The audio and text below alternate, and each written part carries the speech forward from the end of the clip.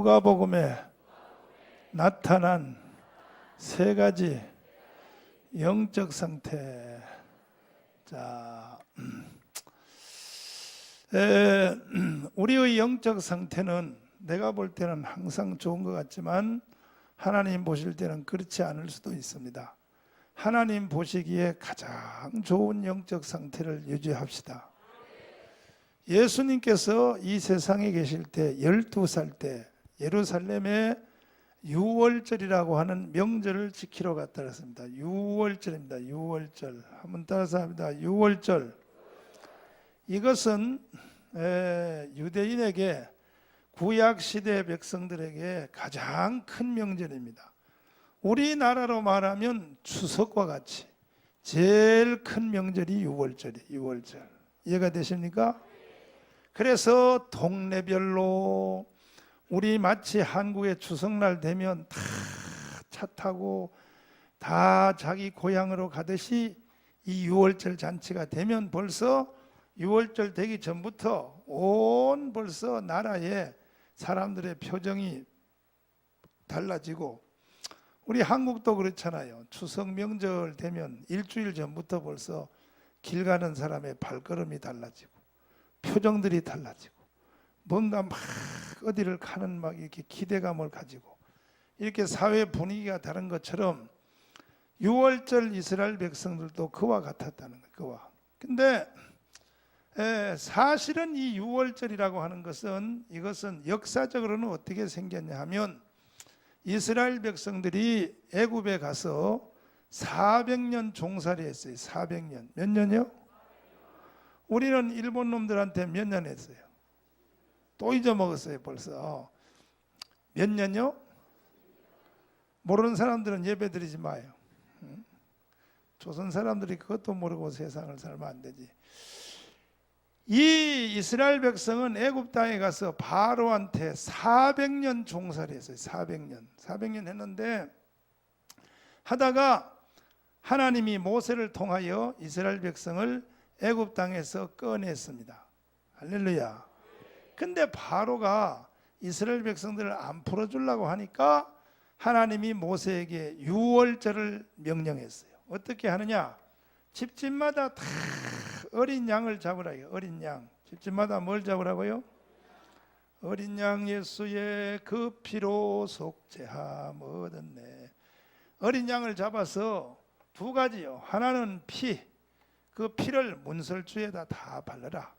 문 열고 들어가기 전에 문 좌우 상하 문설주에다 피를 다 바르라는 거예요.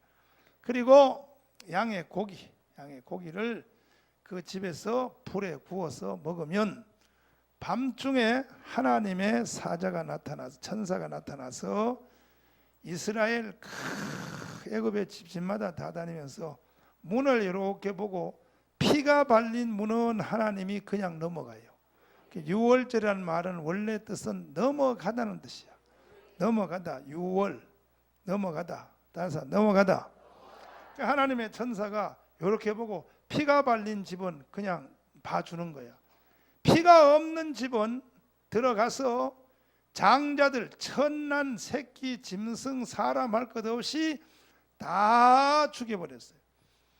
그래서 바로가 이제 무서워서 이스라엘 백성들을 이제는 나가라. 이제 너희 백성. 그래서 애굽으로부터 독립한 날이 유월절입니다. 역사적 사건으로는. 할렐루야. 이것이 영적으로는 무슨 뜻인가 하면, 이것은 영적인 것은 앞으로 하나님의 아들, 누구의 아들? 하나님의 아들이 누구예요? 예수 그리스도가 이 세상에 와서, 그러니까 예수님 오시기 전에 수천 년 전에 이루어진 일인데 하나님의 아들 예수 그리스도가 이 땅에 오셔서 십자가에 피 흘려 죽는다. 십자가에. 아멘. 누구를 위해서? 우리의 죄를 위하여, 사람들의 죄를 용서해 주시기 위하여 피 흘려 죽여서 그 피로 우리를 바로의 손에서 이스라엘을 건진 것처럼 우리를 마귀의 손에서, 사단의 지배하에서 예수 그리스도가 십자가에 피 흘려 죽어서 예수님의 이름으로 우리를 마귀의 손에서 우리를 건진다는 뜻이에요. 이 뜻이 바로 그 뜻이란 말이에요. 그것을 기념하는 날이 예수님이 아직 이 세상에 안 오셨으니까 구약 시대에 예수가 오면 이른 유월절을 통하여 우리를 마귀의 손에서 꺼내 주신다. 기념식 하는 날이 유월절 명절이라는 말이에요. 이해되시면 아멘이요? 그러면 유월절의 주인공이 누구냐? 유월절의 주인공이 어린 양 대신 예수요. 예수. 따서 예수. 예수님이 유월절의 주인이야. 그러면 유월절 명절이 이루어졌는데 유대인들은 12살 되면 남자들은 다 유월절 지키러 가야 돼요. 그 유월절 잔치, 이제 우리나라 추석 같은 대명절이 이루어졌어요. 이루어져서 요셉과 예수님의 엄마 마리아와 요셉이 예수님 12살 때 데리고 처음 유월절 지키러 가는 거예요. 이제 가면 다시 말씀드리면 유월절의 중심은 누구라고요? 예수. 따서 예수가 중심이란 말이에요. 유월절에. 아멘. 그런데 사람들이 이 유월절을 하면서도 유월절의 뜻을 모르는 거예요. 모르니까 이 사람들이 이게 그냥 잔치의 분위기에 빠져가지고 자기들끼리 잔치하는 거야. 그리고 그냥 먹고 마시고, 그리고 동네별로, 한국으로 말하면 이제 각자 객지에 흩어졌던 형제들이 추석 되면 모이잖아. 1년 만에 이제 형제들이 얼굴 보잖아. 그와 같이 유월절에 이제 동네별로 막 시집간 고모, 시집간 이모 이런 사람들이 다 이제 예루살렘에 모여가지고 막 껴안고 울고 붙잡고 잘 있었어. 1년 동안 잘 있었어. 지들끼리 잔치하다 보니까 원래 유월절의 뜻을 잃어버린 거예요. 원래 유월절이 뭐 때문에 한지 모르고 자기들 분위기에 빠졌단 말이에요. 이해되시면 아멘이요. 우리들도 까딱하면 잘못하여 우리가 이 세상에서 주님을 섬기고 예배를 드리고 신앙생활 하는 것 중에서 주님 중심이 아니라 사람 중심, 자기 중심, 주일 대예배 같은 것도 봐요. 우리가 찬송 부르고 기도하고 말씀 듣고 하잖아. 그런데 예수가 없이, 그리스도 없이 이미 벌써 사람 중심으로 이렇게 돌아서는 위험성이 있는 겁니다. 사랑제일교회는 그러면 안 돼요. 우리는 찬송을 불러도 예수 중심 돼요. 또 기도해도 예수 중심 돼요. 모든 것이 그리스도 중심이 돼야 되는 거예요. 할렐루야. 그러니까 이제 유월절 날 예수님을 데려가기는 데려갔는데 예수님의 날인데 그것이 사실 주님이 중심인데 예수님께 초점을 두지 않고 자기들끼리 막 서로 막 뭐 만나고 떠들고 막 먹고 마시고 밤새도록 막 고스톱 치고, 그때는 고스톱 없었어. 예를 들면 그렇다 이거예요. 막 노래방 가서 노래 부르고 그러다 보니까 예수님이 참 웃기는, 예수님이 참 웃기는 인간들이다.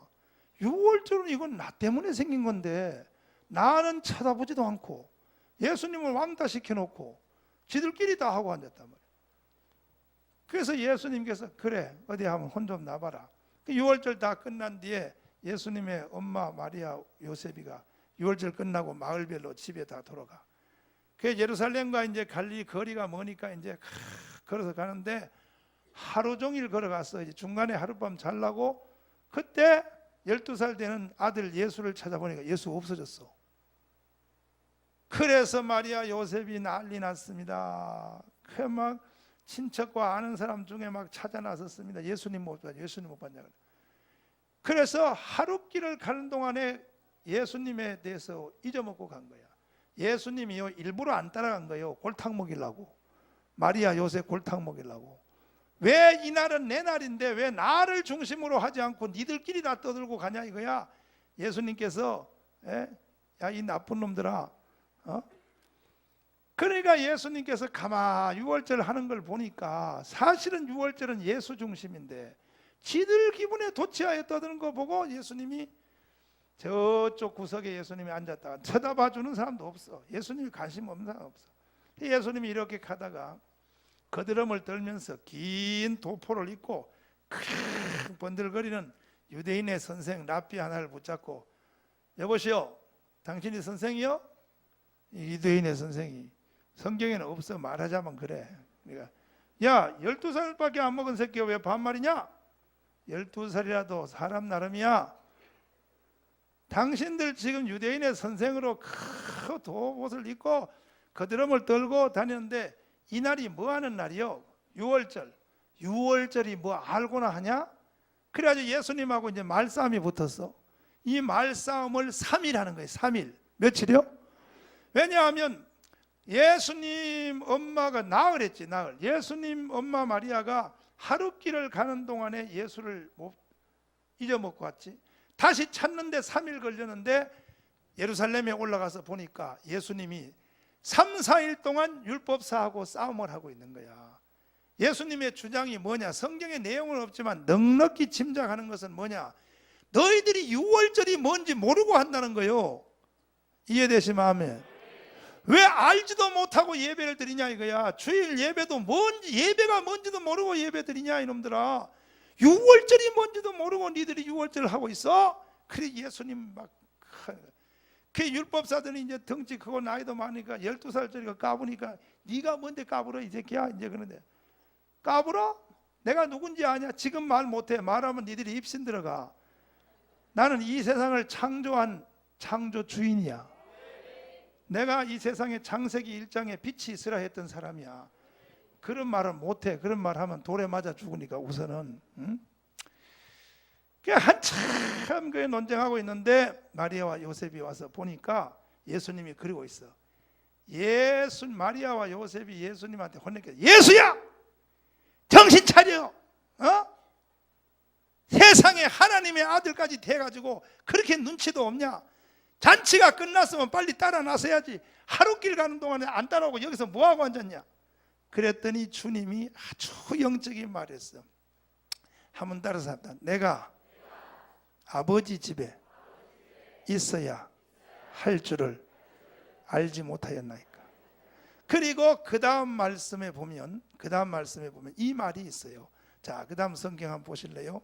마리아 요셉에 대해서 성경은 이렇게 말하고 있어요. 자, 잘 보면요. 여기 보면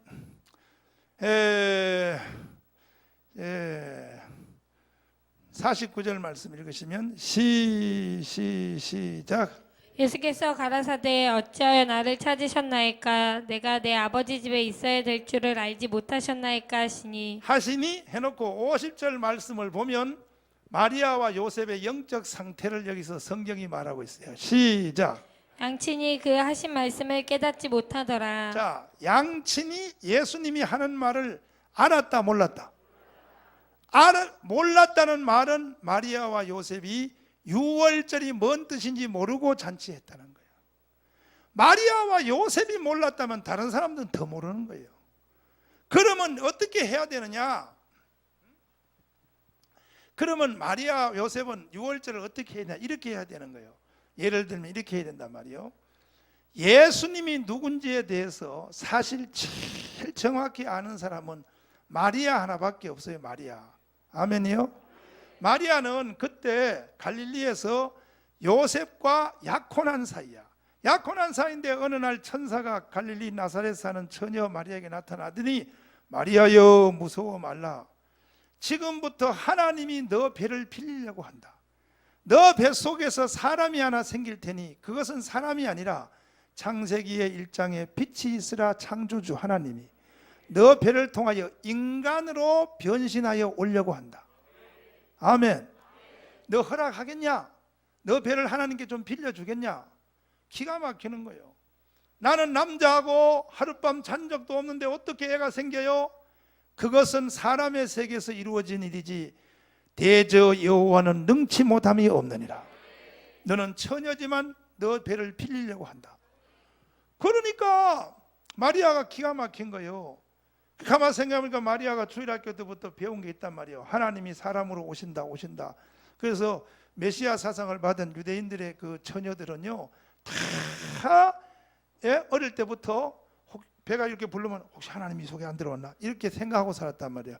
이 유대인들은 메시아 사상, 무슨 사상이요? 근데 자기가 딱 걸렸거든. 얼마나 감사해. 주의 계집종이오니 하나님은 뜻대로 쓰시옵소서. 그래서 애가 이제 배에서 생겨나기 시작했는데 그 예수님이요. 그분이 바로 하나님이 사람 배에 들어온 거예요. 창조주 하나님이 사람 뱃속에 들어온 거예요. 이거는 인간 창조 세계에서는 이루어질 수 없는 일이 이루어진 거야. 아멘이요? 그런데 이제 문제는 요셉이요.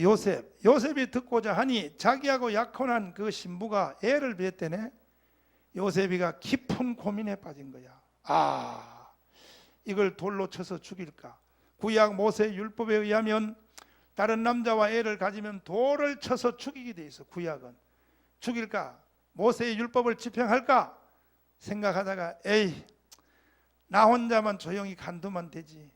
죽이는 것은 다른 사람이 하도록 놔두자 하고 요셉이가 조용히 끊고자 하여, 따사하자, 가만히 끊고자 하여.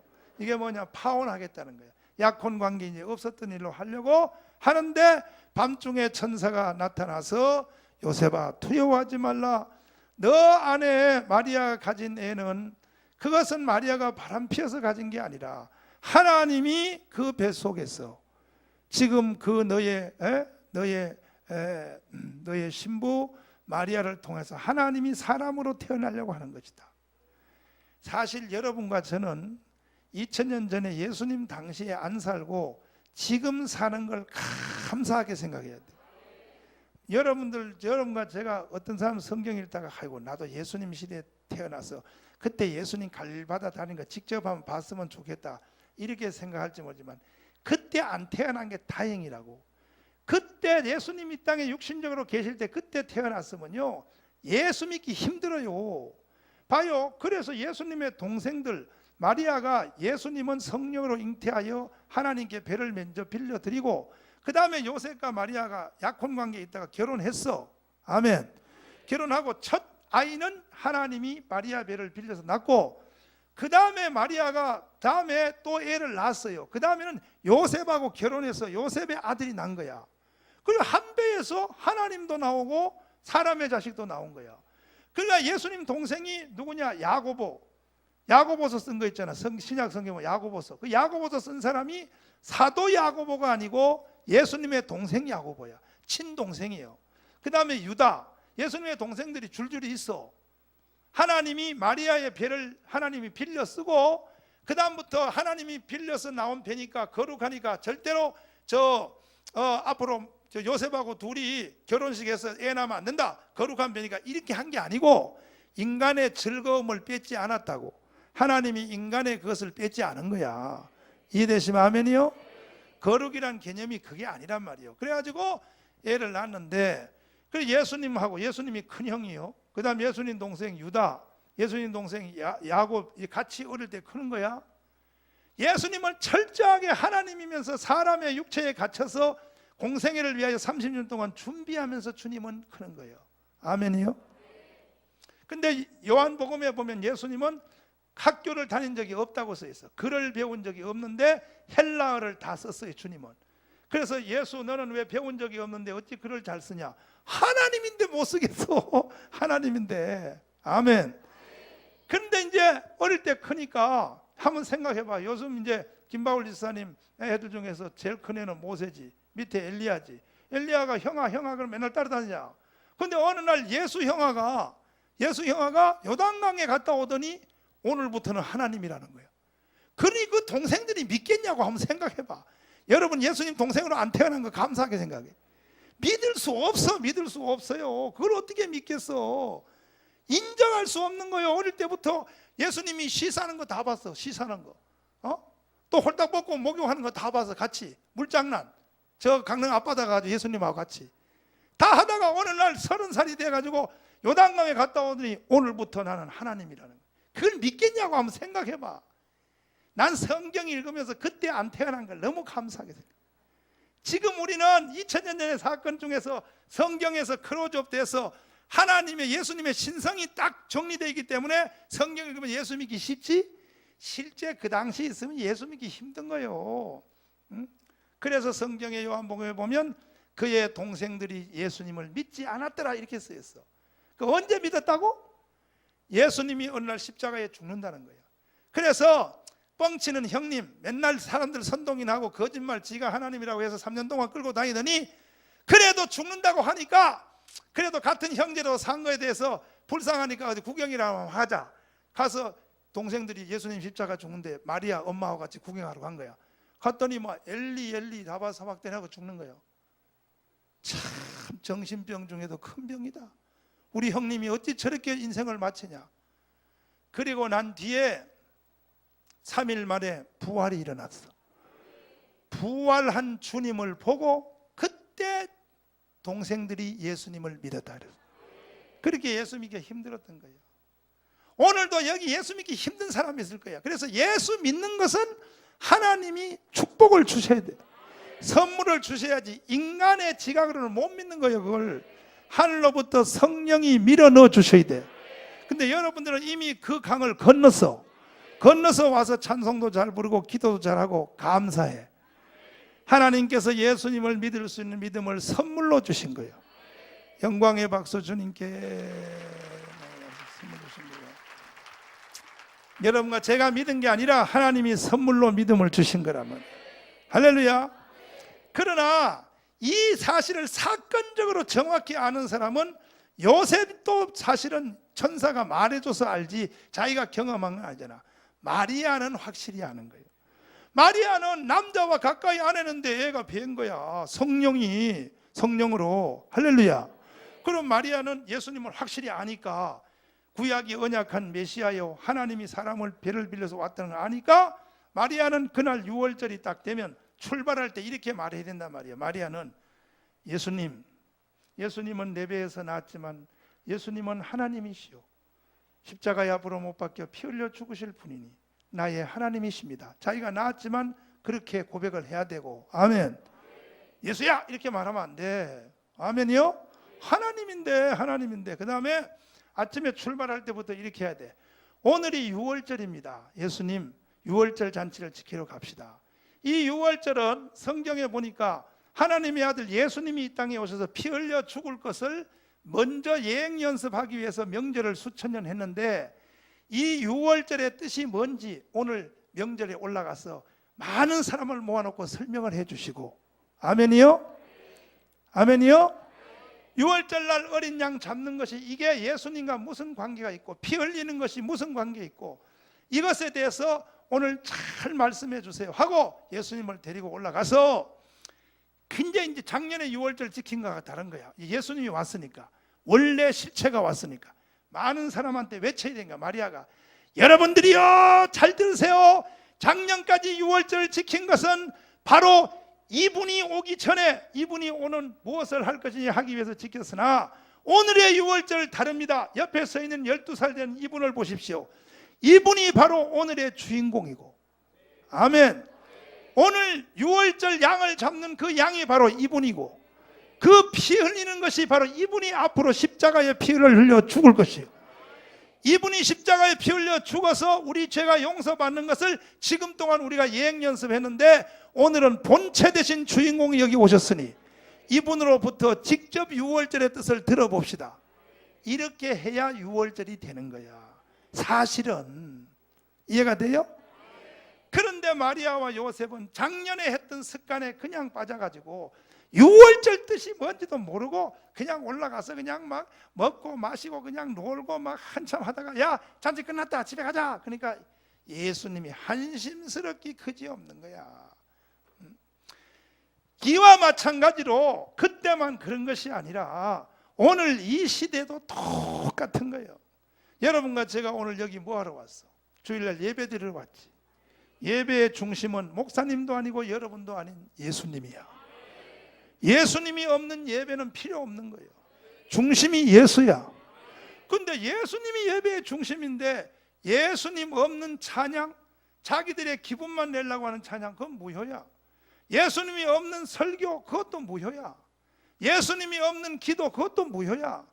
예수가 중심이야. 모든 것이 예수 중심인데 요즘 어떤 목사님 말씀으로 참 웃긴 말씀이 예배당에 가서 예수 얘기 듣기가 힘들다 그래. 참 그 무서운 말이요. 응? 한 달에 봐. 예배당에 가서 예수 얘기를 듣기가 힘든 시대. 예배당에 가서 예수 얘기를 듣기가 힘들다. 참 웃기죠. 이만큼 목사님들의 메시지 중에서 예수 얘기를 안 한다는 거예요. 안 하고 다 착하게 살아라, 선하게 살아라, 어떻게 하면 성공한다, 어떻게 하면 지혜롭게 산다, 이런 인간의 윤리 강연하지 예수 얘기 안 한다. 예배당에 가서 예수 얘기 듣기 힘들다. 이게 어떤 목사님 그 말하는 걸 듣고 내가 아주 충격이 컸어요. 우리 교회는 모든 구역 예배, 기관 예배, 철야 예배, 주일 낮 예배, 저녁 예배 다 예수 중심이 돼요. 예수가 뺀 어떤 것도 의미가 없는 거예요. 아멘이요? 그러니까 이제 예수님이 유월절 지키러 가가지고 보니까 마리아도 작년에 유월절 했던 거기 습관에 빠져가지고 원래 원형인 예수님이 왔는데도 예수님은 구석방에다 처박아 놓고 자기들끼리 좋아하고, 그러니까 예수님이 열받은 거예요. 열받은 거. 여러분, 예수님 열받게 하면 안 돼. 따라해봐. 예수님 열받게 하지 말자.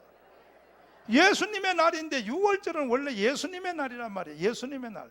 예수님의 날인데 예수님 없이 자기들끼리 그냥 떠들고 하니까 예수님이 열받은 거예요. 그래서 예수님이 그래 마음대로 놀아라. 뭔지도 모르고 떠들고 앉았어.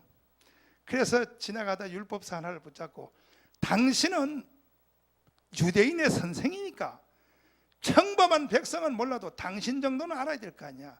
오늘 유월절 무효다. 이것은 무효. 그러니까 율법사가 자기의 권위가 모독을 당하니까 뭐라고? 12살짜리가 얘기 건방지게, 야 네가 뭔데 무효라 그래. 이것 봐, 유월절은 내가 이 세상에 온 것을 하려고 한 거야. 아멘이요? 너희들은 뜻도 모르고 유월절 하는 거야 하고 예수님이 3일 동안 논쟁이 붙었다고 성경에. 3일 동안. 그래서 마리아가 예수님을 찾아가지고, 예수야 어찌하여 너는 유월절 끝났는데 집에 안 따라오고 여기서 뭐하냐? 그럴 때 예수님이 한심스러워서 뭐라 그러냐, 3일 동안 유월절 하면 뭐하냐? 다 필요 없다. 이 유월절은 필요 없는 너희들이 했다. 내가 왔는데 나를 몰라보는 예수가 그 유월절이 유월절이냐? 나를 몰라보는 예배는 예배가 아닌 거예요. 예수를 몰라보는 찬송은 찬송이 아닌 거예요. 모든 것이 주님이 중심이 돼야 돼요. 그러면 이스라엘 백성들 구약 시대는 이 유월절을 1년에 한 번 해요. 1년에 한 번. 몇 년에 한 번이요?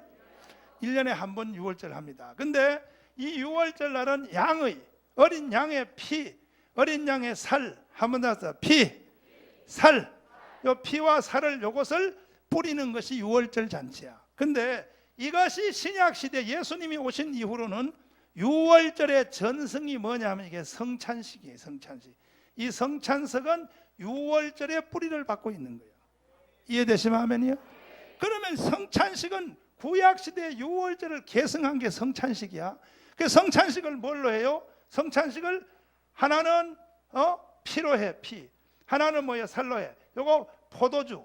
요것은 뭐야? 떡으로 한단 말이야. 떡과 포도주. 요 성찬식을 한단 말이야. 요게 유월절이라면 유월절. 이해되시면 아멘. 그리고 유대인들은, 구약 시대 유대인들은 유월절을 1년에 한 번씩 하지만 신약 시대 우리는 매일 유월절이 돼야 돼. 매일 유월절이 돼. 주일날 예배도 유월절이야. 저녁 예배도 유월절이야. 수요 예배도 유월절이야. 그뿐 아니라 월요일, 화요일, 수요일, 주일, 일주일 내내 모든 사는 삶 자체가 다 유월절이 돼야 돼.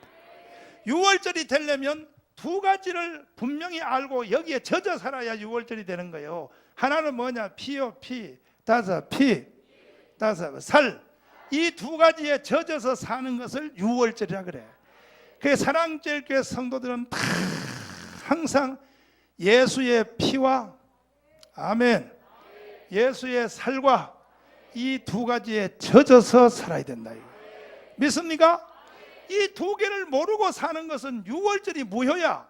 무효란 말이에요. 이 두 월절 모르면 가만히 있어봐. 날씨가 하도 더우니까 조는 사람이 세 사람이 생겼어. 비상이요, 비상. 살아계신 주 노래 부른 동안에 다 깨요. 오늘은 조는 거에 대해서 난 이해해. 이렇게 찌고 더운데 안 조면 비정상이야. 오늘은 조는 거네 이해하니까 자는데, 아주 중요한 말씀이니까. 그 당시에 요셉과 유대인들이 유월절을 지켰으나 무효. 실패요, 실패. 왜? 예수 모르고 했기 때문에. 예수를 중심으로 삼지 않았기 때문에. 이와 같이 여러분과 저도 주일날 예배 드려도 예배가 무효일 경우가 있어. 어떤 게 무효냐? 예수님이 중심이 안 되면 무효야. 아멘. 예수님 중에서도 무엇이 중심이 되어야 되냐 하면 이 두 가지가 중심이 돼요. 피. 다시요. 살. 이 두 개가 중심이 안 되는 것은 무효야, 무효. 예배도 무효고 삶도 무효고 다 무효야. 이제 오늘 우리는 이 말씀을 두 주일째 상고하면서 여러분 속에 유월절이 살아나기를 바랍니다. 유월절이 매일 살아나야 돼. 매일 살아나려면 우리는 두 가지를 늘 붙잡고 있어야 돼. 하나는 피요, 피. 다섯 살. 이 두 개를 우리는 늘 주일날도 붙잡고 살아야 되고 월요일도 붙잡고 살아야 되고 매일 붙잡고 살아야 돼요. 피와 살에 대하여. 믿습니까? 할렐루야. 안 그러면 그 속에서 유월절 현상이 일어나지 않기 때문에 유월절 현상이 일어나지 않을 때는 어떤 일이 생기느냐? 사람이 율법에 매이게 되고 마귀의 종이 돼버려. 유월절은 마귀로부터 빠져나오는 날이야. 그럼 봐요. 실제 이제 여러분 보십시오. 지금 우리 교회 성도들이 여러분들이 가만히 영적 상태를 보면은 나는 여러분을 주일 예배 드리면서 난 여러분의 영을 만지며 예배한단 말이에요. 설교하면서 내 속에는 영적 센서가 있어. 버쩍버쩍 여러분 심장을 내가 만진단 말이에요. 버쩍버쩍 만지면 아유, 이 사람 예배 헛드리고 있구나. 예배 드리면서 저 사람 무효다, 무효. 내가 이렇게 만지는 거예요. 세상으로 말하면 세상에 몸이 아프면 병원 가면 의사 선생님이 우리의 육신의 병을 진단하는 것처럼 교회에 오면 목사님들은 설교하면서 말로만 설교하는 게 아니라 영적인 심령 상태를 진단한단 말이야. 딱 보면 알아버려. 이렇게 설교하면서 이렇게 버쩍버쩍 목사님의 텔레파시가 가서 버쩍 만지면 저 자매님 못 듣게 하다 있구나. 오늘 예배 저거 실패하고 있구나. 이 말씀을 못 깨닫거나 이게 그냥 한눈에 여기 딱 서면 다 보인단 말이에요. 한눈에. 아멘이요? 한눈에 딱 보이는데 근데 잘 들어보시오. 근데 지금 우리 성도들이 가만보면 가슴에 유월절이 없으면 뭐가 없으면? 유월절이 없으면 사단으로부터 자유를 못 얻어. 사탄을 못 이기는 거예요. 자, 한번 보십시오. 유월절은 예수 중심인데 예수 중에서도 뭐 중심이냐면 피라 그랬어요. 피. 다시요. 살. 이 피와 살 이 두 개가 바로 예수님의 핵심이란 말이에요. 예수님의 핵심. 믿습니까? 사실은 기독교인 그러지만 기독교인은 교회에 다니는 사람이 기독교인이 아닌 거예요. 기독교인은 그냥 이렇게 예수 믿는 집에 태어났다고 기독교인이 아닌 거예요. 또 교적부 등록했다고 더 아닌 거예요. 기독교인은 핵심 자체가 뭐냐 하면 이 피와 살이야. 이 피와 살을 성령의 교제로 아는 사람을 기독교인이라 그래요. 아멘이요? 목걸이에 무슨 십자가 달고 다니는 기독교인 아니야. 주일날 와서 예배드린다고 노래를 부른다고 이게 기독교인 아니야. 기독교인은 뭐냐? 예수의 피와 살을 아는 사람. 그것을 기독교인이라 그러는 거예요. 그러면 이것을 실제적인 상황에서 이제 한번 해보자고요. 자, 여러분과 제가 일주일 동안 살면서 여러분 의롭게 살아 죄진 것이 있어 없어요? 있죠? 있지? 그 죄진 것이 있다면 사람을 죄를 지면 죄진 것은 사람이 양심이 있어서 알아요. 사람 속에 양심이 있어 자기가 죄졌다는 걸 다 안단 말이에요. 알면은 그러면 예수의 피를 아는 사람과 모르는 사람의 차이가 어디 있느냐? 예수의 피를 모르는 사람은 죄를 지면 대번 눌려버리는 거예요. 죄를 져버리면 죄로부터 양심의 반응이 일어나서 양심이 사단이가 참소한다면 너 죄 졌지? 그러면 아니라고 할 수가 없어. 양심이 있으니까. 다른 사람 앞에 말로는 안 졌다고 하지만 속으로는 아는 거예요. 맞아, 난 죄지냐. 야, 죄를 진 게 예배를 드리고 있냐? 이렇게 이제 하면 사람이 자기 죄에 대한 책임감, 그걸 죄책감이라 그래. 그래서 책임감과 자기가 행한 죄는 아니더라도 우리가 죄 말고 우리가 산 삶의 행동이 하나님 앞에 부족한 것이 있어 없어요? 있단 말이야. 늘 사람은 부족함을 느끼는 거야. 목사님도 부족함을 느끼는 거야. 나도 죄책감이 있는 거야. 나도 부족함이 있는 거야. 늘 부족해. 그러면 부족함과 죄책감을 가지고 있을 때 그때 양심으로부터 양심이 들고 일어나니까 야 네가 목사야? 네가 집사야? 네가 장로야? 장로가 돼가지고 그 양심이 안 난단 말이야. 그때 사람이 기가 죽는 거예요. 이 기가 죽는 걸 보고 율법에 매인 사람이라는 거야. 그러면 어떻게 우리가 자유함을 얻느냐? 자, 우리가 부족하단 말이에요. 죄진 게 있단 말이에요. 그러면 양심과 사탄이가 참소한단 말이에요. 너 죄졌지. 그러면 우리가 기가 죽어 일단. 맞아. 사람만 몰라도 나는 부족해. 그때에 우리가 하나님의 성령이 우리를 통통 쳐줘야 되는 거예요. 그래서 예수 믿는 것은 사람의 힘으로 안 돼. 성령이 이때 성령이 개입을 하는 거예요. 우리가 기가 딱 죽을 때, 율법 앞에 기가 죽을 때, 율법 앞에 기 죽는 건 두 가지요. 하나는 죄 때문에, 하나는 부족함 때문이요. 따라서 죄진 것 때문에 율법 앞에 기가 죽는 거예요. 또 하나는 부족한 거예요. 죄는 아니더라도 내가 부족하단 말이에요. 부족한 것 때문에 기가 죽는 거야. 기가 죽어 있을 때 그때 성령이 우리를 치게 돼 있어요. 성령이 통통통 쳐. 성령이 야, 너 죄진 거 그거 보지 마. 양심 소리 듣지 말고 너가 죄 졌고 너가 부족한 이번 주에 그 사건을 위해서 예수님이 십자가에 피 흘려 죽은 거야. 아멘. 그러니까 너의 행위를 보지 말고 피를 보라고. 네 행위를 보면 너는 항상 기죽게 돼 있어. 너의 행위를 보면 너는 절대 큰 소리 못 치게 돼 있어. 항상 부족한 것밖에 없으니 기가 죽게 돼 있어.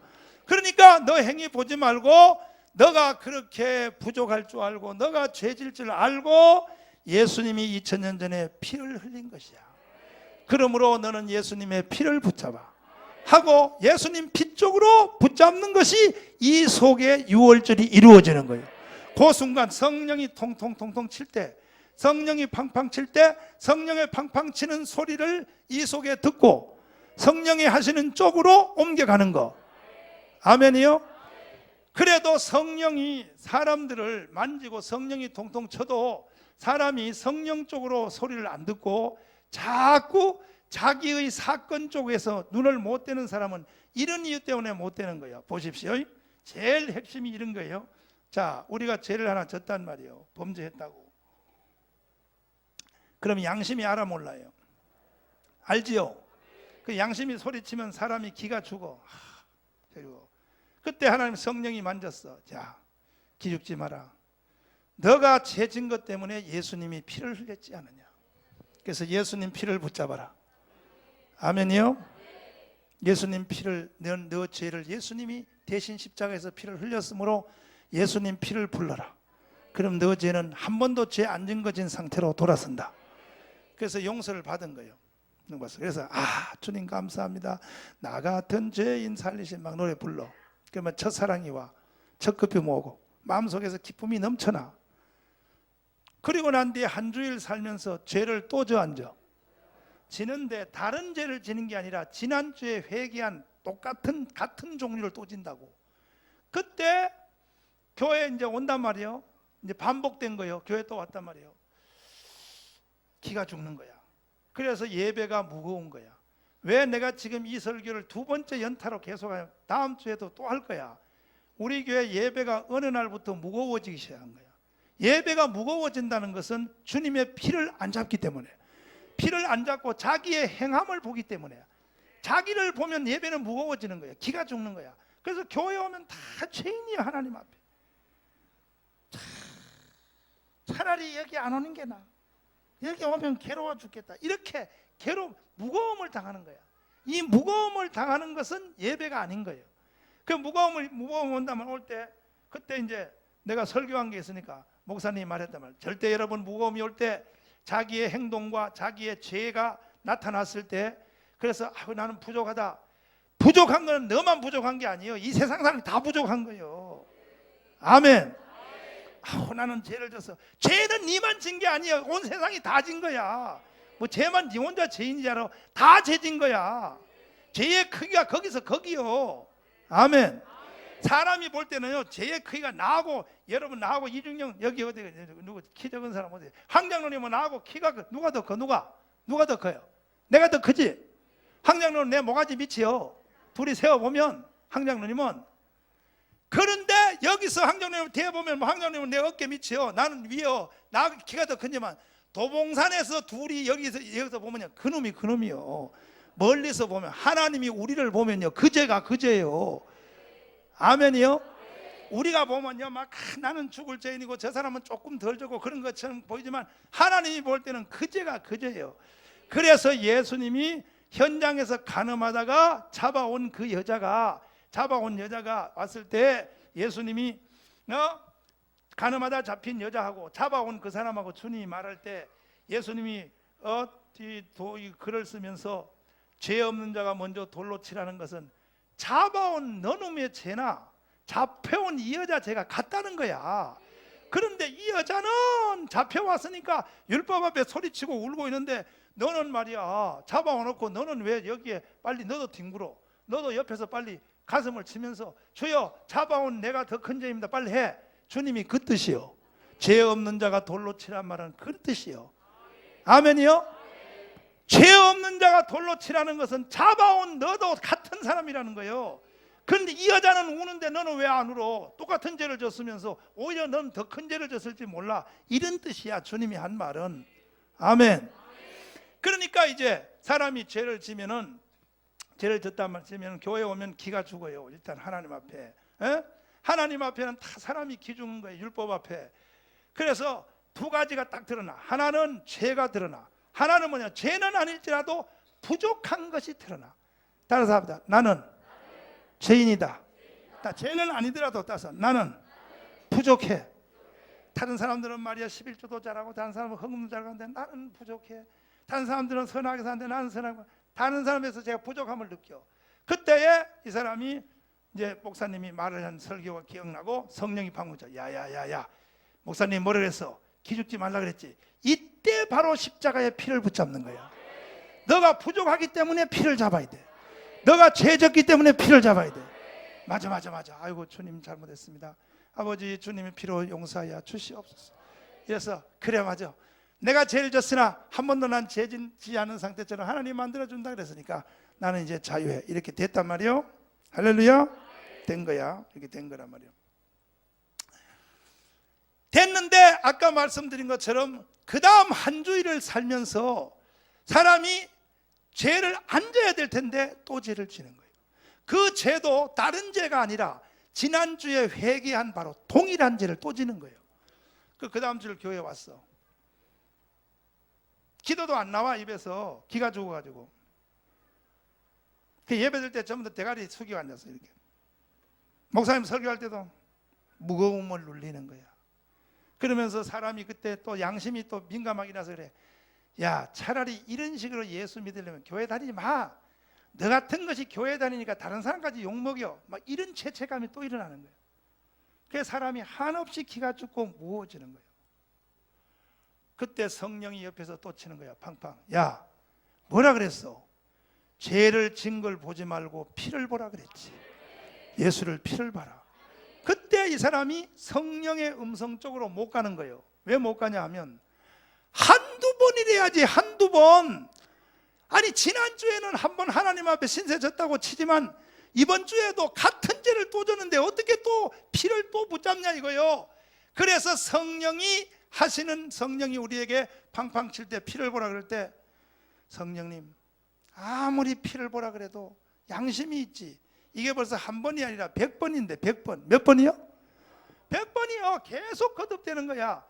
여기서 우리가 이겨야 돼. 뭘 이겨야 되면 이걸 알아야 돼. 6월절에 승리하려면 한 번 따서 예수의 피는 회수와 관계없다.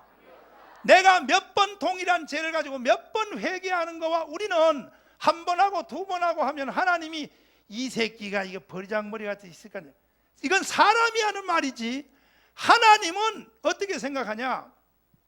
죄를 범한 것보다가 그 죄에 눌려 있는 것이 더 큰 죄로 보는 거예요. 자, 한 번 더 하나님은 더운 날씨지만 확실히 붙잡고 가야 돼. 오늘 말씀의 이 핵심의 단어를 붙잡아야 돼. 한번 더서 하나님은 죄를 진 것보다가 죄 때문에 고민하는 것이 더 큰 죄로, 따라서 하나님은 우리의 부족한 것보다가 부족한 것 가지고 부족한 것 때문에 기 죽는 것을 더 큰 죄로 본다. 잘 알아야 되는 거예요. 아멘이요? 아이, 어떤 사람이 간음죄를 졌다고 쳐봐. 자, 간음죄를 졌다 그러면 간음죄보다가 더 큰 죄가 뭐냐? 간음죄를 지고 고민하는 거예요. 고민하는 거. 뭐 하는 거? 이 고민하는 죄가 더 큰 죄예요. 아멘이요? 그 고민한다는 것은 왜 고민하느냐? 죄를 지고 고민한다는 것은 죄를 지고 피를 안 본다는 거예요. 예수의 피를 안 본다는 것은 주님의 피를 무시한다는 거예요.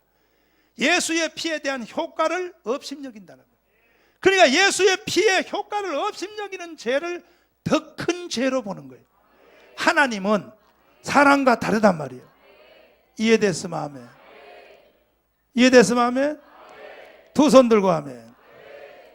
잘 다시 들어봐요. 다시 들어봐. 따라서 하나님은 지금 내가 설명하는 이것이 지금 이 시대 우리 속에 이루어지는 유월절이에요. 진정한 유월절은 이렇게 이루어지는 거예요. 자, 어떤 죄를 범했다 이거 죄. 이 죄의 종류는 뭐든지 괜찮아. 무슨 죄든지 범했어. 또 죄가 아닌 부족해. 우리가 살면 부족함이 있어. 이 부족함과 죄 때문에 사람이 기가 죽어. 기가 죽을 때 그때 우리가 고민을 하게 돼요. 기가 죽고 고민을 하게 돼. 고민을 하는 것은 이 앞에 죄진 거와 부족한 거 보다가 그것 때문에 기죽고 고민하는 이것이 더 큰 죄라는 거예요. 하나님이 볼 때는. 왜?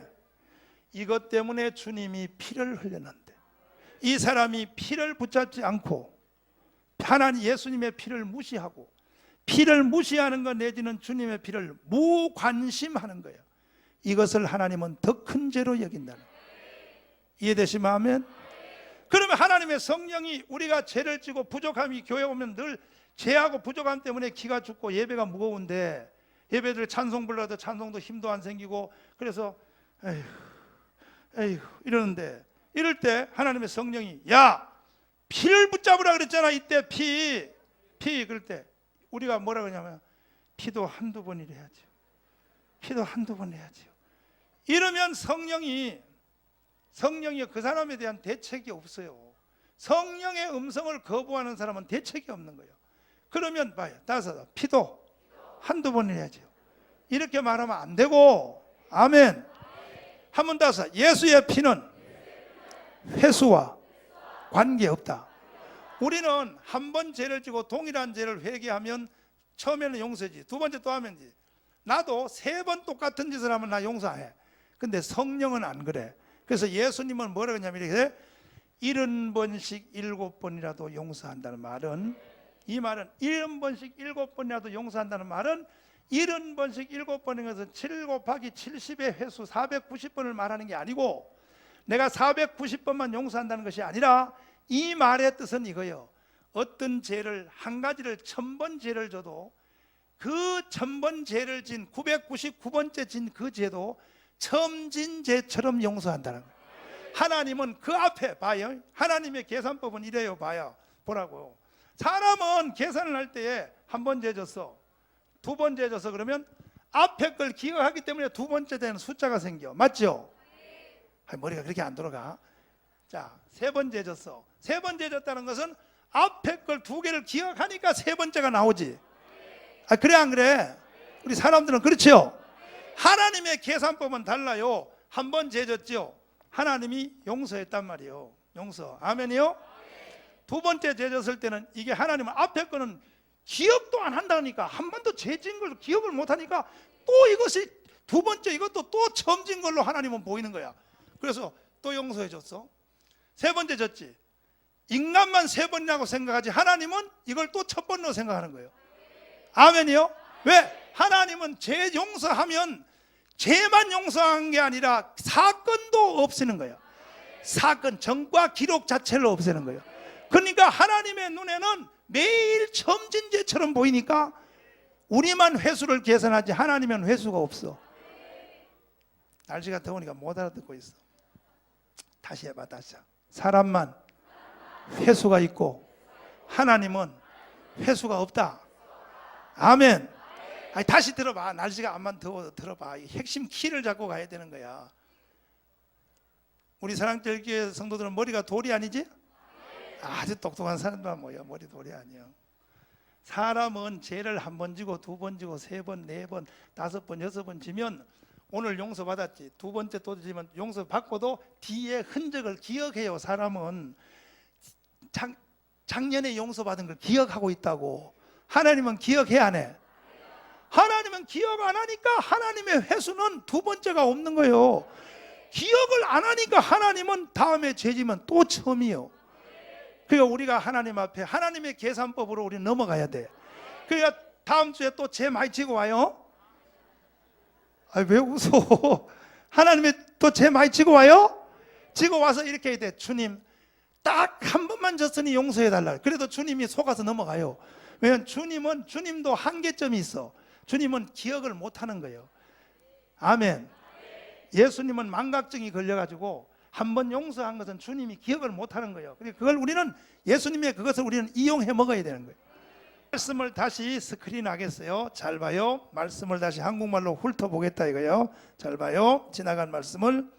마리아와 요셉이 유월절을 지키러 예수님 데리고 갔는데 유월절을 성공했다 실패했다? 유월절 잔치하러 갔다가 예수님을 잊어먹고 온 연이라 그러면 안 되지 말이야. 예수님을 잊어먹고 온 여자가 그게 유월절을 잘했어? 잘했어 못했어? 못했지? 유월절에 주인을 잊어먹고 왔다니까. 유월절을 팔아먹고 와서 예수를. 그건 잘못한 거야. 그럼 뭐냐? 유월절에 주인이 예수님인데 그러면 끝없이 예수님하고 대화하면서 갔다가 돌아올 때도 대화하면서 와야 돼. 예수님 올라가서 예수님 피에 대해서 어떻게 설명할 거예요? 앞으로 예수님이 3년 후에 십자가에 죽어서 그 피가 어떻게 효과가 될 걸 오늘 유월절의 원형을 실제 유월절의 내용을 어떻게 설명할게요? 이렇게 예수님하고 둘이 말하면서 가야 되는 거예요. 아멘.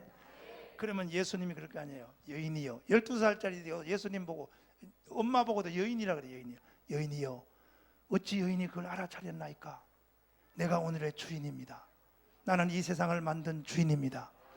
내가 올라가서 오늘 나의 죽음에 대해서 말하리다. 할렐루야. 앞으로 30년 후에 나는 십자가에 피 흘려 죽을 것이고, 아멘이요. 그 피가 어떤 사람의 죄에 대해서 어떻게 용서할 것을 내가 오늘 가서 적나라하게 설명할 겁니다. 어디서 할 겁니까? 성전 문 앞에서 할게요? 어디서 할게요? 이렇게 주님과 계속 유월절 그 중심에 대한 얘기를 주고받으면서 가야 된다고. 가서도 먹고 마시는데 정신이 들면 안 되고, 예수님 어디 자리를 준비할까요? 어디에 서실 거예요? 누구하고 얘기할 거야? 이렇게 마리아가 했어야 되는 거예요. 마리아가 유월절을 제대로 하려면. 아멘. 믿습니까? 그리고 사람들한테 다 설명해야 돼. 세례 요한처럼 오실 자를 예비해야 되는 거야. 마리아가 여러분들이요 보세요. 이 사람은 내가 낳은 아들이 아닙니다. 여러분이 몰라서 그렇지 실제 이분의 본질을 알아야 됩니다. 이분은 십자가에 죽을 분입니다. 지금부터 이분의 말씀을 들으십시오. 이렇게 세례 요한처럼 오실 자를 평탄케 해야 돼요. 이래야 마리아가 유월절을 성공하는 거예요. 아멘이요? 끝나고 난 뒤에도 끝나는데 예수님 오늘 유월절 설명한 것이 만족합니까? 오늘 예수님 말씀을 들은 것이 몇 사람이나 깨달을 것 같았습니까? 그 못 깨닫고 한 사람은 내년에 또 올까요? 그 내년에 와서 다시 한번 설명할까요? 이렇게 끝없이 예수님과 갈 때도 거기에 머물 때도 끝나고 집으로 돌아갈 때도 예수님과 주고받고 얘기하면서 그 교제와 교통이 끊어지면 안 된단 말이에요. 이래서 유월절이 진행되어야 마리아는 승리하는 거예요. 자, 그 다음에 우리요. 마리아는 실패했으니까 놔두고 우리도 똑같은 거예요. 우리도 매일같이 천국 갈 때까지 우리는 하나님의 성령과 둘이 대화하면서 가야 돼요. 어떤 대화가 이 속에 교제가 이루어요. 교제의 핵심은 대화야. 예수님과 대화가 끊긴 사람은 무너진 거야. 자, 어떤 사건이 우리 앞에 딱 생겼을 때도 그 중심이 예수가 돼야 돼. 내일 여러분, 내일은 장마니까 구름이 낀다 그랬으니까 모르지만은 내일 여러분 아침에 일어나서 딱 출근하려고 하는데 막 높은 하늘에 구름이 막 새털구름이 들었다. 그때 여러분과 저는 바로 주님과 대화가 이루어져야 돼요. 옆에 사람이 없으니까 주님, 야, 구름이 너무 멋지네요. 예수님 오실 때 저거 타고 오신다 그랬지. 이렇게 삶 속에서 옆에서 보면 미친년처럼 보이도 그런 대화가 이루어져야 되는 거야. 교제의 대화. 따라서 교제의 대화. 그러니까 그것이 다시 사건으로 돌아가서 자, 누가 사람이 나한테 팍 찌르는 욕을 했단 말이야. 미친년, 전년 때문에 우리 교회가 망해. 이렇게 딱 했다. 이거 전년만 없으면 돼. 욕을 딱 했다. 그때 바로 우리가 탁 튀어나가면 안 되고, 주님, 저 사람이 지금 나한테 욕했어요. 어떻게 말할까요? 이렇게 대화가 이루어지는 거예요. 대화가 내 속에서 주님과의 대화. 따라서 성령의 교통, 성령의 교제. 아멘. 그 다음에 또 우리가 무지 중에 우리가 또 범죄를 저질렀다. 일주일 동안 또 우리가 죄를 졌다. 죄를 졌을 때 그때 내가 죄진 사건을 봐야 돼요. 성령의 음성을 들어야 돼요. 성령의 음성을 바로 듣고, 바로 성령의 음성을 듣고 성령이, 자, 너 죄 진 것 때문에 그거 고민하지 마. 고민하는 것은 죄 진 것보다 더 큰 죄야. 고민한다는 것은 너 그 사건을 놓고 예수의 피를 무력화시키는 거야. 예수의 피의 효과를 너는 무시하는 거야. 아멘이요? 그래도 그렇죠. 한 번도 두 번도 아니고 난 지금 100번째 똑같은 죄를 지는데요. 아니 그래도 그때 성령이 그래. 목사님이 주일날 뭐라 그랬냐? 하나님은 100번 져도 한 번이라고. 하나님의 회수는 뒤에 거는 계산 안 한다고. 아멘. 그때 그래. 아이고 참 맞죠. 아이고 성령님 미안해요. 맞아. 내가 오늘 체험죄를 졌으니 뭐 하나님 앞에 용서받을 수 있겠네요. 이렇게 교제가, 성령과의 교제가, 접촉이 이 속에서 늘 이루어져야 그것이 살아있는 심령이요, 그것이 살아있는 기독교인이요, 그것이 살아있는 유월절이요, 그것이 천국 갈 때까지 이 속에서 유월절이 살아서 움직여야 되는 거예요. 마귀가 떠나가는 거예요. 사탄이 떠나가는 거예요. 그럼 얼굴 빛이 벌써 달라. 얼굴에서 자유함이 확 생기고 얼굴에 빛이 나고 기쁨이 나니까 사람들이 꿀벌들이 모여오는 거야. 아멘이요? 거기에 돈도 붙어오는 거예요. 거기에 사람들도 끌려오는 거예요. 아멘이요? 아멘이요? 그런데 율법에 눌린 사람들은요, 저주를 받게 돼 있어요. 봐, 어떤 죄 하나 졌지? 깊은 고민이 들면 아무리 화장 세게 해도 얼굴에서 빛이 나 시커머. 죄진 여자가, 이 죄진 사람이 얼굴 화장 세게 한다고 빛이 나냐? 죄진 여자는 죄를 지으면 율법에 눌려니까 아무리 빨간 거 바르고 밀가루 발라도 얼굴이 시커머. 그때부터 이 사람은 사람 속에는 잘 봐요. 사람 속에는 잘 봐요. 정신과 의사와 이 심리학자들이 말하는 말을 잘 들어보라고. 하나는 인간 속에는요, 이게 인간이란 말이에요. 인간 속에는 뇌파가 있어요. 뇌파. 무슨 파요? 사람 속에 뭔 생각을 하는 것에 대해서 파장이 나오는 거예요. 내가 건강진단 2년 만에 한 번씩 하는 거, 현대중앙병원, 아산병원 가서 내가 이걸 해보면 얼마나 아픈지 몰라. 그걸 어떤 코스에 가면은 온 머리에다 바늘을 다 찔러. 머리에다 바늘을 찔러. 침같이 찔러놓고 거기다 전기선을 달아가지고 수십 가닥을 띡띡띡띡 찔러놓은 수십 가닥을 컴퓨터에다 연결해놓고 내가 생각하는 대로 그 컴퓨터에 파동이 치는 거예요. 그렇게 해놓고 나보고 바둑을 뜨라고요. 바둑을 뜨면요, 막 컴퓨터에 그 선이요 막 미쳐서 올라갔다 나갔다 난리요. 내 생각이 하도, 바둑이 골치 아프거든. 바둑이 그게 보통 바둑하면 내 활동이 아다리. 그럼 이 속에서 막 이 뇌파가 바짝바짝 나오는 거야. 아멘이요? 그 컴퓨터에 그 보면 그 뇌의 파장이 나온다는 거야. 그런데 그걸 꽂아놓고 음악을 싹 들려주면요, 선이 이래요. 이 뇌파가 흘러나오는 거야. 뇌파. 무슨 파요? 뇌파보다가 더 무서운 게 뭐냐? 영적 파장이에요.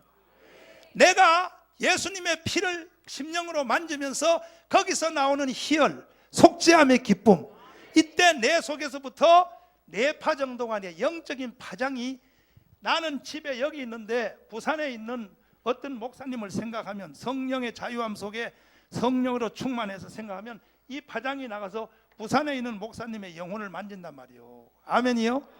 파장이 나가서, 그래서 거기 있는 사람이 괜히 정강훈 목사가 보고 싶은 거예요. 아멘. 괜히 보고 싶은 거야. 보고 싶어서 전화하고 싶은 거예요. 이 무서운 얘기야. 이게 무서운 얘기야. 무서운 얘기요. 아멘이요? 반대로 봐요. 반대로 죄에 눌려 있는 사람 봐요. 어떤 죄를 졌다 이거야. 져서 근데 예수의 피를 못 봐. 이 사람이 고집이 세가지고 성령이 피를 보려니 그래. 성령은 말하기를 야 너 죄 999번째 져도 이거 아니요. 하나님은 한 번 죄 용서한 건 기억도 안 하기 때문에 하나님은 늘 한 번으로밖에 안 보여. 그러니까 너는 그냥 배짱 좋게 용서받아. 그러면 받아들이면 될 텐데 아니에요. 사람의 양심이 있지 999번째인데 아유 차라리 나는 천당 가기도 미안해서 못 가. 아이고 그래서 눌리면 어두움이 얼굴이 빛이 벌써 예배 시간에 어두운 사람 봐요. 죄에 눌려서 그런 거야. 푹 눌려가지고 그러면 그때부터 이 사람이 생각하는 생각이 다 어두운 거예요. 부정적이고 침침한 거예요. 요즘 말로 칙칙한 거예요. 칙칙해. 그러면 직장에 가봐. 직장 가면 그 사람 아침에서 어이 미쓰리 그러면 죄에 눌려있기 때문에 칙칙하게 대답도 칙칙하게 하는 거예요. 네. 이러면 이제 쌍용차처럼 구조조정이 들어간다 그러면 구조조정 들어갈 때에 사람이 생산 일을 잘 못하는 사람을 자를 것 같지만 일 잘 못하는 사람도 자르지만은 제일 자르는 1호가 뭐냐면 분위기 흐리는 사람이에요. 잘 들어야 돼요. 아멘이요? 이번에 쌍용차 이번에 그 평택에 있는 쌍용 자동차 그거요. 옛날에는요 큰 좌파 정권 할 때는 그냥 데모하고 뭐 하면 뭐냐면 이런 얘기요. 들어봐요. 시대적 한 달 동안 지나간 한국의 대사건이요. 들어봐요. 이런 시사성도 들어볼 필요가 있는 거. 쌍용 자동차 그것이 저 상태로 가면 회사가 망해서 없어 문 다 닫으면 5천 명이 다 거지가 되는 거예요. 5천 명이 거지가 되니까 사람 숫자를 1,000명 줄여야겠다 이거예요. 1,000명 줄여서 4천 명으로 하면 이 회사는 산다 이거야. 그 4천 명은 이 회사에서 나가라 이거야. 그래야 회사 산다. 그러니까 4천 명 중에 1,000명을 5천 명에 1,000명을 자르니까 1,000명에서 골랐어. 이 회사에서 너 나가 1,000명 자니까 잘리는 1,000명이 야 죽으려면 같이 죽자 해가지고 거기 점거하고 휘발유통 들고 회사 불질러도 없앤다 이거야.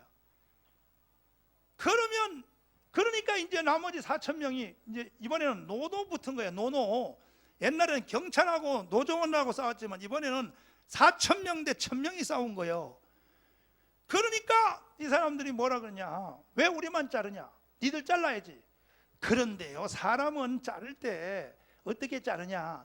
일 잘못하고 이 생산성이 없는 사람도 자르지만은 그것보다 실제는 분위기요, 분위기 흐리는 사람을 제일 먼저 자르는 거예요.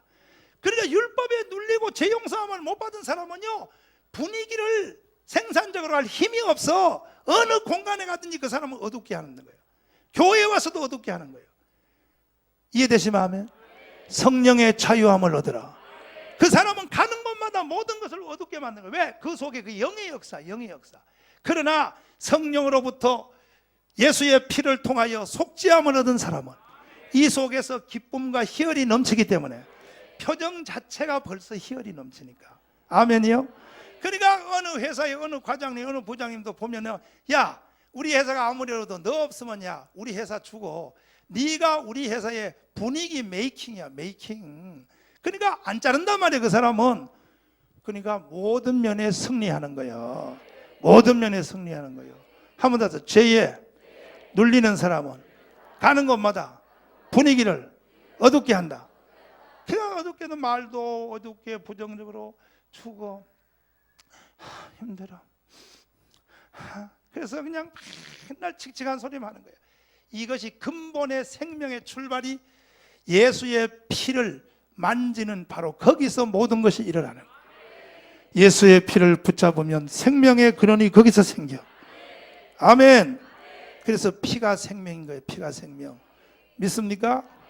이해되시면 아멘. 자, 이제 마지막 한마디를 다시 정돈하고, 죄를 지는 것보다가 더 나쁜 것은 뭐라 그랬지? 또 다 까먹었어요. 아이고 참. 죄를 범한 것보다 더 나쁜 거는 뭐라 그랬지? 그 죄 때문에 고민하는 거. 그거는 더 나쁜 죄다. 아멘. 아멘이요? 하나님의 죄의 숫자의 카운트는 숫자는 뒤에 지나간 숫자는 하나님의 계산에 들어가 안 들어가? 안 들어가. 하나님은 항상 처음으로 본다. 그래서 우리는 자유함을 넘쳐야 돼. 자유합시다. 속죄함의 능력으로 삽시다. 좀 이렇게 어떨 때는 담대해야 돼. 죄에 대해서 이렇게 해야 돼. 주님, 지난주에 죄를 졌는데 똑같은 죄를 또 졌네요. 예수님이 아니 난 기억 못하는데, 나는 너 지금 죄밖에 안 보이는데, 그래도 나는 기억해요. 난 벌써 999번째예요. 나는 기억해요. 근데 예수님이 내가 기억 못하는 건 너는 기억력도 좋다. 너는 어떻게 기억을 잘하냐? 이렇게 됐을 때 우리가 이렇게 해야 돼요. 뻔뻔해야 돼. 주님 좋아요. 주님은 한 번밖에 죄를 안 졌다 기억한다 하니까, 내가 지난주에 용서받은 죄를 왜 또 죄를 졌냐 하면요, 내가 죄를 안 지면 주님의 십자가의 피가 효과가 별로 없잖아. 그래서 예수님 피가 심심 안 하게 하려고 내가 죄를 져준 겁니다. 이렇게 담대해야 돼. 언약을 붙잡는 힘이 있어야 돼. 믿습니까? 언약을 붙잡는 힘이 있어야 되는 거예요. 두 손 높이 드시고, 주님, 나는 유월절을 늘 만지면서 살겠습니다. 유월절을 만진다는 것은 피를 만진다는 것이요, 유월절을 붙잡는다는 것은 피를 붙잡는다는 것이요, 피 없이 자유함은 없는 거예요. 피 흘림이 없은즉 자유함이 없느니라. 우리가 죄 지는 것보다가 더 나쁜 것은 피를 붙잡지 않는 거예요. 우리 예수의 피를 꼭 잡아야 돼. 주여, 이 시간도 난 주님의 피를 붙잡기를 원합니다. 속죄의 피로 사하여 주옵소서. 자유하기를 원합니다. 성령이여 넘치게 하여 주옵소서. 주여, 삼창하며 기도하겠습니다. 주여!